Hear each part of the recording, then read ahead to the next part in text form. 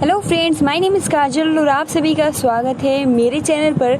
और फ्रेंड्स, आज की इस वीडियो में हम डिस्कस करने वाले हैं यूपीडीएलएड फर्स्ट सेमेस्टर सब्जेक्ट मैथ। जी हाँ फ्रेंड्स, हम बिल्कुल शुरुआत से डिस्कस कर रहे हैं और जितने भी ये क्वेश्चंस हैं ये राजन सीरीज से रिलेटेड है। ठीक है, तो फ्रेंड्स आप सभी को पता है कि इस क्लास की जो टाइमिंग होती है वो रात के 10 बजे होती है और डेली हम फर्स्ट सेमेस्टर का जितने भी आपके सब्जेक्ट हैं 8 सब्जेक्ट है उसमें से हम महत्वपूर्ण क्वेश्चन या रिवीजन के लिए बहुत ही बेस्ट जो कि आज के सिलेबस में पूछे जाएंगे तो उसी से रिलेट करके हम क्वेश्चन डिस्कस करते हैं। बट राजन सीरीज से हम बिल्कुल शुरुआत से डिस्कस कर रहे हैं, तो चलिए फ्रेंड्स शुरू करते हैं। ठीक है, क्योंकि आप सभी कमेंट्स है कि फर्स्ट सेमेस्टर के जितने भी हमने कुछ पढ़ा था वो सब कुछ भूल गया है, इसलिए हम बिल्कुल शुरुआत से डिस्कस कर रहे हैं। तो चलिए फ्रेंड्स शुरू करते हैं। वीडियो को लाइक कर दीजिए और अपने फ्रेंड्स मित्रों को शेयर कर दीजिए। जिसमें सबसे पहला जो क्वेश्चन है कि और आप सभी को टाइमिंग जो दी जाएगी वो 5 सेकंड की टाइमिंग दी जाएगी क्योंकि ये मैथ है। तो 5/8 + 3/4 × 2/6 का मान होगा। ऑप्शन ए 13/18, ऑप्शन बी 10/8 8 है यहाँ पे, ऑप्शन सी 11/8, ऑप्शन डी 7/8। तो बताइए फ्रेंड्स इसका आंसर क्या होगा।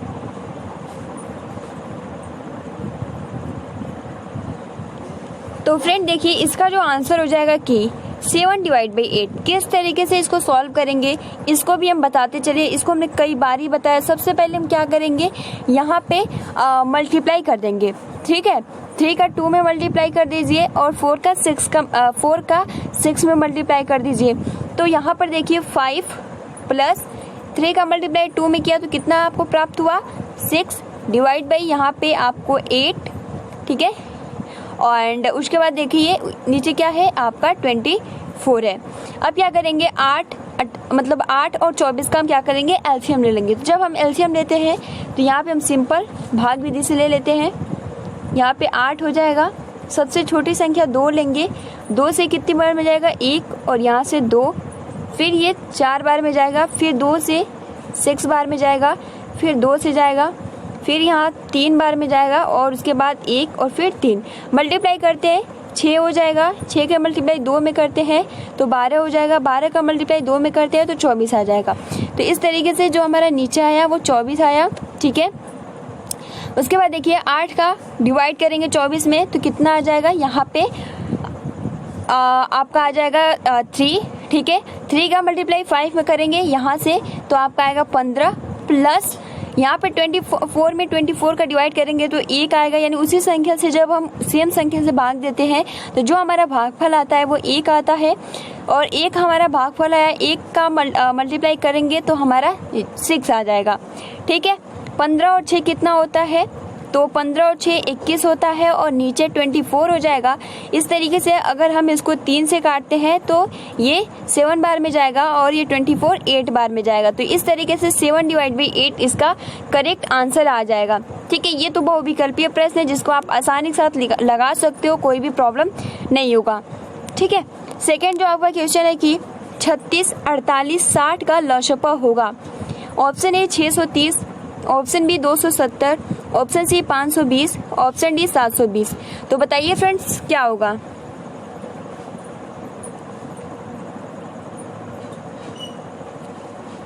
बिल्कुल सही, यहाँ पे आंसर जो हो जाएगा वो हो जाएगा 720। अब इसको किस तरीके से सॉल्व करेंगे, सबसे पहले हम इसका क्या करेंगे लसपा अगर आप निकालते हो 36 48 60 का तो आपका आंसर आएगा 720। ठीक है, अब इसको मैं लगाऊंगी तो फिर ज़्यादा टाइम लगेगा। बहुत सिंपल है, आप गुणनखंड विधि द्वारा या भाग विधि द्वारा किसी तरीके से भी लगा सकते हो। 720 इसका आंसर चला आएगा। देखिए सेकंड जो आपका क्वेश्चन है कि 12 24 36 का महत्तम समापवर्तक होगा। 12 18 24 36। तो फ्रेंड्स बताइए 12 24 और 36 का महत्तम समापवर्तक क्या होगा।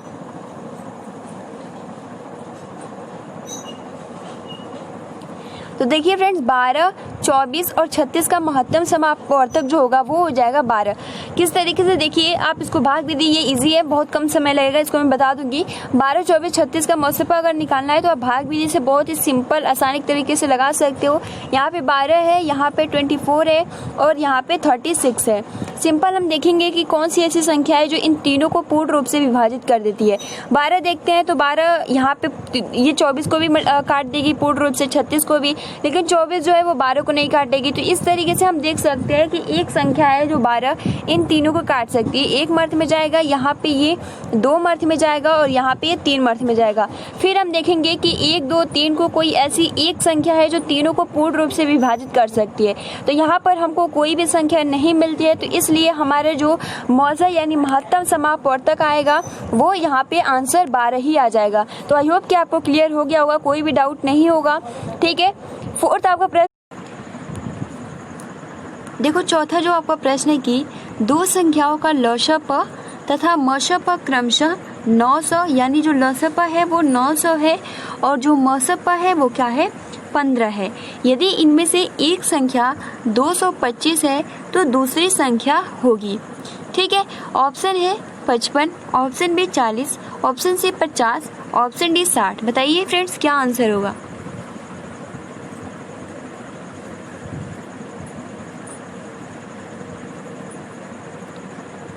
बिल्कुल सही फ्रेंड्स, यहाँ पे जो हमारा आंसर आएगा वो आएगा 60। अब इसको हम किस तरीके से लगाते हैं, बहुत ही बेहतरीन तरीके से आप सभी को हम बताने वाले हैं और हमने कई बार इस क्वेश्चन को बताया भी है। तो फ्रेंड्स, दो संख्याओं का लसप और मसप अगर कभी पहली संख्या या लसप इस तरीके से करके पूछ देता है, इसका जो सूत्र होता है पहली संख्या इंटू दूसरी संख्या बराबर लस गुणे मस। ठीक है, हमें लसप मालूम है, मसप मालूम है, पहली संख्या मालूम है, बट जो दूसरी संख्या है वो हमें मालूम नहीं है। अब इसको हम कैसे लगाएंगे, तो फ्रेंड सबसे पहले तो हम इसका सूत्र लिख लेते हैं। यहाँ पे 1 मिनट को हम जूम कर देते हैं, ठीक है, ताकि आप सभी को दिखे। तो जैसे कि यहाँ पे क्या है आपका पहली संख्या, ठीक है, इंटू दूसरी संख्या बराबर लस गुणे मस। ये हो गया।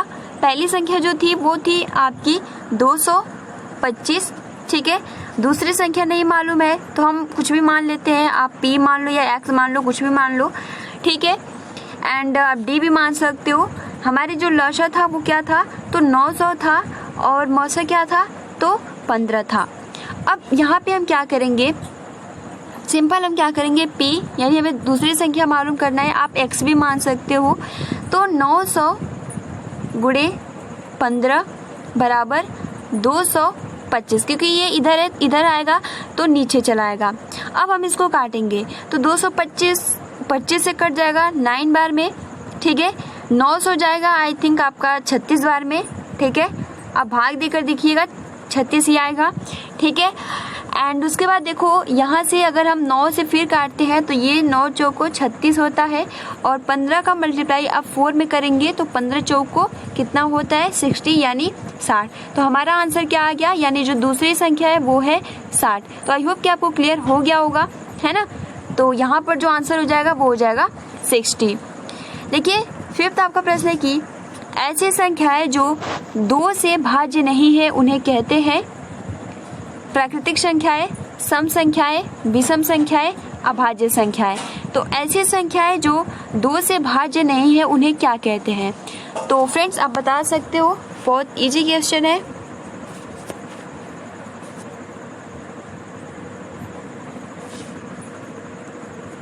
तो फ्रेंड्स ऐसी संख्याएं जो 2 से भाज्य नहीं है उन्हें हम विषम संख्याएं कहते हैं और जो 2 से भाज्य होती है उन्हें हम सम संख्या कहते हैं।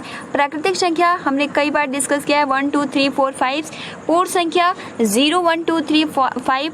पूर्णांक संख्या -1 और धनात्मक 0 ये सब कुछ होता है, उसे हम पूर्णांक संख्या कहते हैं। ठीक है, परिमेय संख्या भी हमने डिस्कस किया, p/q के फॉर्म में जिसे लिख सकते हैं। ठीक, जहाँ क्यू नॉट इक्वल होना चाहिए। तो आई होप कि आपको ये प्राकृतिक यानी संख्याओं से रिलेटेड कोई भी डाउट नहीं होगा। फिलहाल यहाँ पर जो आंसर हो जाएगा अभाज्य संख्याएं, जो प्राइम नंबर जो अपने आप और मतलब अपने आप और एक से कटे वो प्राइम नंबर यानी अभाज्य संख्या होता है। लेकिन यहाँ पूछ रहा है कि ऐसी संख्याएं जो 2 से भाज्य नहीं है उन्हें क्या कहते हैं, तो उन्हें हम विषम संख्याएं कहते हैं। ठीक है, देखो फ्रेंड्स 6 आपका प्रश्न है कि 2, 4, 6, 8 डैश डैश डैश आदि संख्याएं हैं। सम संख्याएं, विषम संख्याएं, अभाज्य संख्याएं, प्राकृतिक संख्याएं। तो फ्रेंड्स प्राकृतिक संख्याएं 1, 2, 3 ये तो पूरा ही हो जाता है, तो ये तो होगा नहीं। अब विषम संख्याएं अभी हमने डिस्कस किया जो 2 से भाज्य नहीं, तो 2 से अब देख सकते हो 2 से 2 भी कट जाएगा, 4 भी कट जाएगा, 6 भी कट जाएगा, 8 भी कट जाएगा, 10 भी कट जाएगा, 12 भी कट जाएगा, 14 भी कट जाएगा, 16 भी कट जाएगा, ठीक है, 18 भी कट जाएगा, 20, 22 इस तरीके से 24 की जितनी भी संख्याएं ये 2 से पूर्ण रूप से कट जाती है। तो आप देख सकते हो यहाँ पर अभाज्य भी नहीं होगा। अभाज्य में हम देखिए 4 तो 2 भी काट सकती है, तो ये भी हमारा आंसर नहीं होगा। ये यानी तीनों ही कट गया, तो जाहिर सी बात है कि यहाँ पे हमारा जो करेक्ट आंसर हो जाएगा वो हो जाएगा सम संख्याएं। सम संख्याएं जो कि कोई भी संख्या 2 से पूर्ण रूप से विभाजित हो जाती है उसे हम सम संख्याएं कहते हैं। तो यहाँ पर जो हमारा राइट आंसर हो जाएगा वो हो जाएगा सम संख्याएं। उसके बाद देखो फ्रेंड्स अगला जो आपका प्रश्न है कि संख्या 4√3 है, पूर्णांक है, तो पूर्णांक में रूट नहीं होता है, ठीक है, परिमेय है, तो आप इसको बता सकते हो। अपरिमेय इनमें से कोई नहीं। 4 ऑप्शन है, बताइए फ्रेंड्स क्या आंसर होगा।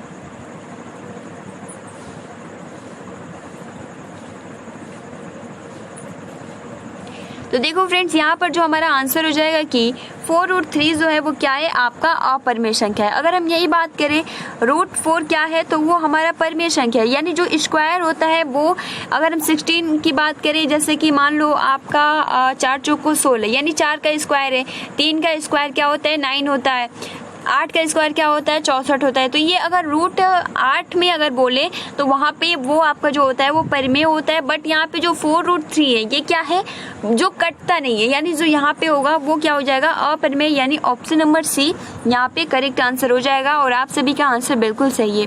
देखिए 8वां जो आपका प्रश्न है कि परिमेय संख्या को P/Q में व्यक्त करते हैं, क्या ये सत्य है, क्या यह गलत है, या फिर सही है, या फिर भ्रामक है, या फिर संदेश देने वाला है। तो बताइए फ्रेंड्स क्या होगा। परिमेय संख्याओं को P/Q में व्यक्त करते हैं, बिल्कुल सही फ्रेंड। परिमेय संख्याओं को हम P/Q के फॉर्म में ही व्यक्त करते हैं, तो ये सत्य है जहाँ पे Q नॉट इक्वल होना चाहिए, ठीक है, यहाँ पे ये राइट है, बिल्कुल ऑप्शन नंबर बी यहाँ पे करेक्ट आंसर हो जाएगा। उसके बाद देखो फ्रेंड 9वां आपका प्रश्न है कि मूल्यांकन से किन पक्षों से संबंधित सूचना प्राप्त होती है, परिमाणात्मक, गुणात्मक और तथा वह दोनों, इनमें से कोई नहीं। तो मूल्यांकन से किन पक्षों से संबंधित सूचना प्राप्त होती है, तो फ्रेंड्स ऑप्शन नंबर यहाँ पे सी करेक्ट आंसर हो जाएगा। परिमाणात्मक, गुणात्मक, यहाँ पे सी इज द राइट आंसर। देखिए 10 प्रश्न है कि 25 किलोग्राम शक्कर और 30 किलोग्राम गुड़ में किस बड़े से बड़े बाट द्वारा पूरा तौला जा सकता है। 2 सही, 1/2 किग्रा, 10 किग्रा, 1 किग्रा, 5 किग्रा। तो आप बता सकते हो कि 25 किलोग्राम शक्कर और 30 किलोग्राम गुड़ को किस बड़े से बड़े बाट द्वारा पूरा तोला जा सकता है। तो फ्रेंड देखिए यहाँ पर जो आंसर हो जाएगा कि 25 किलोग्राम शक्कर और 30 किलोग्राम गुड़ को किस बड़े से बड़े, यानी बड़े से बड़े जब बोले तो वहाँ पे हमारा क्या निकलता है, मौसा निकलता है। जब छोटे से छोटा बोलता है तब हम वहाँ पे लसपा निकालते हैं। बट यहाँ हमारे क्वेश्चन में बड़े से बड़ा दिया है, तो हम क्या करेंगे 25 और 30 का सिंपल हम मौसा निकालेंगे। तो यहाँ पे आपका 25 है, यहाँ पे 30 है। ऐसी कौन सी संख्या है जो 25 को भी पूर्ण रूप से कट कर दे और 30 को भी पूर्ण रूप से कट कर दे। तो फ्रेंड्स सबसे पहले अगर हम 5 को देखते हैं तो 5 के पहाड़े में 25 भी आता है और 30 भी आता है। 25 से जाएगा ये 5 बार में, 5 से जाएगा जो 30 है वो 6 बार में। अब हम देखते हैं फिर से कि 5 और 6 को ऐसी कौन सी संख्या है जो पूर्ण रूप से विभाजित कर सकती है। तो 5 और 6 5 और 6 को कोई भी ऐसी पूर्ण संख्या या एक इकलौता ऐसा संख्या नहीं जो पूर्ण रूप से दोनों संख्याओं को काट दे। तो यहाँ पर जो हमारा आंसर आ जाएगा वो आ जाएगा 5। यानी यहाँ पर जो पूछ रहा है कि 25 किलोग्राम शक्कर और 30 किलोग्राम गुड़ को किस बड़े से बड़े बाट द्वारा पूरा तोला जा सकता है, तो वहाँ पर आंसर जो होगा वो हो जाएगा 5 kg। ठीक है, इतना क्लियर। आगे बढ़े। देखिए फ्रेंड्स, 11 नंबर आपका प्रश्न है कि अभाज्य संख्याएं हैं 8, 2, 6, 9। तो फ्रेंड्स, अभाज्य संख्याएं जस्ट मैंने अभी बताया कि ऐसी संख्या जो एक और स्वयं अपने आप से ही कटे तो वो आपका प्राइम नंबर यानी अभाज्य संख्याएं होती हैं। तो आप बहुत ही आसानी के साथ आंसर कर सकते हो।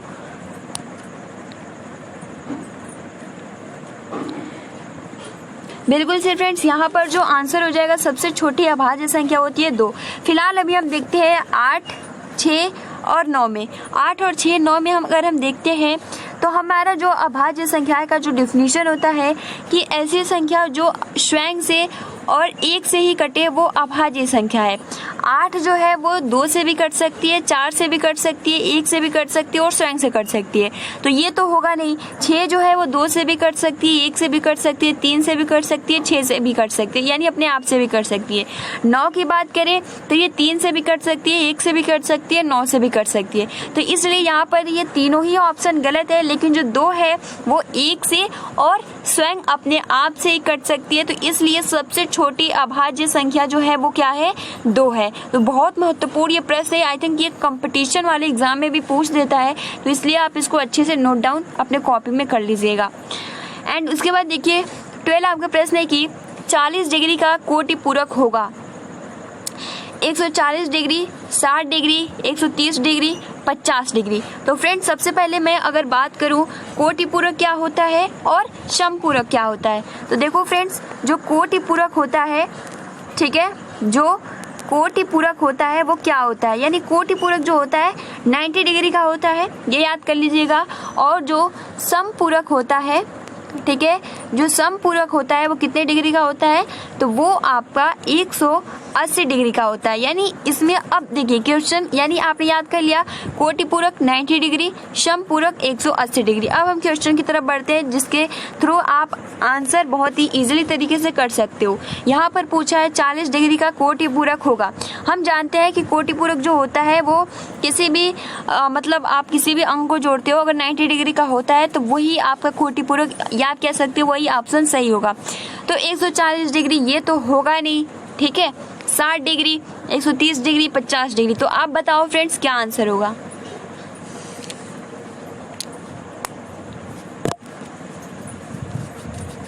बिल्कुल सर फ्रेंड्स, देखिए अगर हम 140 होगा नहीं, 60, 6 और 4 को ऐड करते हैं तो 10 होगा, ये भी नहीं होगा, है ना।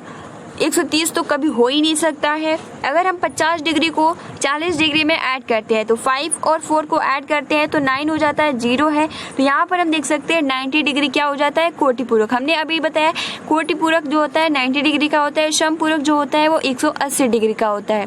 इतना क्लियर हुआ। तो ऑप्शन नंबर यहाँ पे डी करेक्ट हो जाएगा, यानी 40 डिग्री को जब हम 50 डिग्री में ऐड करते हैं तो हमको 90 डिग्री प्राप्त हो जाता है, और जो कोटि पूरक होता है वो 90 डिग्री को ही हम कहते हैं। एंड देखिए 30 जो आपका प्रश्न है, 13 प्रश्न है कि 60 डिग्री का समपूरक होगा। 60 डिग्री का समपूरक होगा 150 डिग्री, 30 डिग्री, 130 डिग्री, 120 डिग्री। मैंने अभी बताया था समपूरक यानी क्या होता है, 180 डिग्री का होता है। आंसर आप आसानी के साथ कर सकते हो, बहुत ज्यादा टफ नहीं है। तो गाइज यहाँ पर क्या हो जाएगा, आप सभी का जो आंसर हो जाएगा वो हो जाएगा यहाँ पे अगर आप 120 में 6 को ऐड करते हो तो 12 और 6 कितना होता है, 18, यानी 180 डिग्री। यहाँ पे बिल्कुल डी ऑप्शन करेक्ट हो जाएगा। देखिए 14 आपके सिलेबस में तो नहीं है, समुच्चय से रिलेटेड यानी आपके सब्जेक्ट में सिलेबस में नहीं है, बट आपके एग्जाम में पूछ लिया है। तो चलिए कोई टफ नहीं है।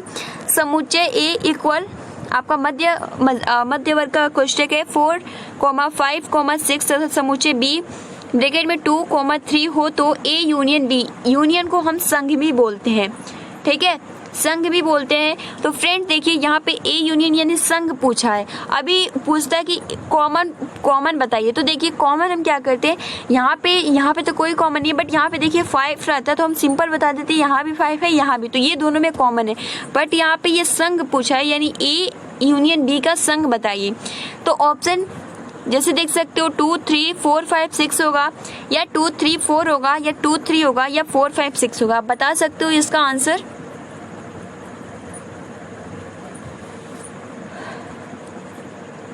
तो फ्रेंड्स देखिए यहाँ पर जो आंसर हो जाएगा वो हो जाएगा ऑप्शन है, यानी हमें कुछ नहीं करना है, बढ़ते क्रम में लिख देना है।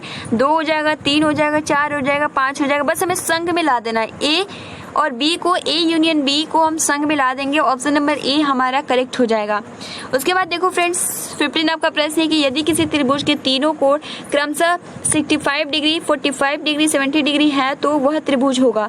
अधिक कोणी, समकोणी, न्यून कोणी, इनमें से कोई नहीं। तो फ्रेंड देखो यदि किसी त्रिभुज के तीनों कोण क्रमशः 65, 45, 70 डिग्री का हो तो वह त्रिभुज होगा। तो ये तो बहुत इजी क्वेश्चन है। समकोण आप सभी को पता है 90 डिग्री, अधिक कोण यानी 90 डिग्री से अधिक होता है, 180 डिग्री से अधिक होता है। तो इसलिए यहाँ पे सिंपल है, 65 हो, 45 हो, एक त्रिभुज जो होता है वो इस प्रकार होता है। तो आप देख सकते हो यहाँ पे न्यून कोण जो सिंपल, यहाँ पर आंसर सी हो जाएगा। ठीक है, देखो 16 आपका प्रश्न है कि संख्या 1 डिवाइड बाई 1.2, दूसरा जो है 2 divide by 1.5, 2 divide by 1 0.6, 4 divide by 0.9 का लसप होगा 20 by 3, 1 divide by 40, 40 divide by 3, 40 divide by 5। बताइए फ्रेंड्स आंसर क्या होगा।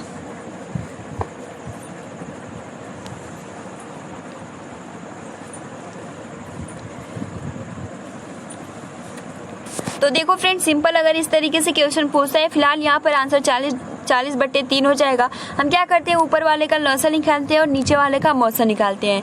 ठीक है, तो फ्रेंड्स अगर आप 1 2 और 2 4 का लॉसपा निकालिए और नीचे वाले को हम क्या निकालते हैं, मौसपा निकालते हैं। तो किस तरीके से इसको हम करेंगे, सिंपल कुछ नहीं करना है।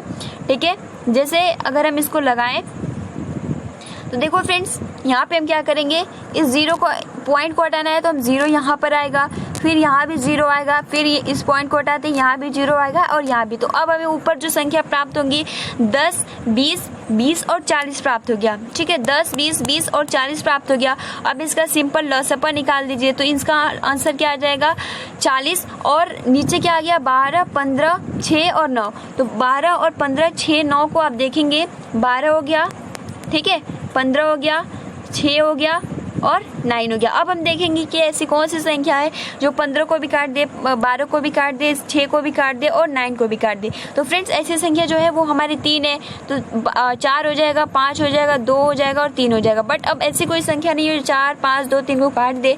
तो इसलिए हमारा ऊपर 10, 20 और 20 का 40 का निकालेंगे तो 40 आएगा और नीचे 3 आएगा। सिंपल आप निकाल सकते हो, लसपा बहुत ईजी है, गुणनखंड विधि, भाग विधि द्वारा निकाल सकते हो इस तरीके से। 10, 20 अभी बताएंगे, टाइम लगेगा। फिलहाल यहाँ 40 बटे, यानी ऊपर अगर मौसा पूछता तो हम सबसे पहले अंश का मौसा निकालते, हर का लसा निकालते, लेकिन लसा पूछे तो अंश का लसा सबसे पहले, यानी जो सबसे पहले क्वेश्चन पूछे कौन सा निकालना है हम ऊपर वही निकालेंगे और नीचे लसा या मसा इस तरीके से निकाल सकते हैं। तो यहाँ पर option number C is the right answer.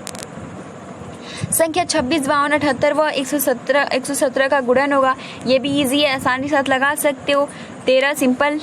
ठीक है, देखो संख्या 68, 102, 51 और 153 का गुणज होगा 17, 23, 27, 13। बताइए फ्रेंड्स क्या होगा। सिंपल मल्टीप्लाई पूछ रहा है, आसानी के साथ आंसर कर सकते हो। 13 तो होगा नहीं, आप बता सकते हो कौन सा होगा। तो फ्रेंड्स यहाँ पे बिल्कुल इजी है, 17 के पहाड़े में ये जितने भी अंक हैं वो आ जाते हैं। देखो अगला जो आपका प्रश्न संख्या है 0, 1, 3, 4 कहलाती है भाज्य संख्या है, पूर्ण संख्या है, अपूर्ण संख्या, इनमें से कोई नहीं। तो जस्ट अभी हमने शुरू में बताया था 0, 1, 3, 4 कहलाती है, वो कहलाती है पूर्ण संख्या है। तो इसलिए option number B is the right answer. देखो 20 आपका प्रश्न है कि निम्न में भाज्य संख्याएं हैं। भाज्य संख्या जो 2 से पूर्ण रूप से विभाजित हो जाए तो 7 हो गया, 13 हो गया, 5 हो गया, 6 हो गया। तो फ्रेंड्स 7 तो होगा नहीं, 13 भी नहीं होगा, 5 भी नहीं होगा, 6 भी नहीं होगा।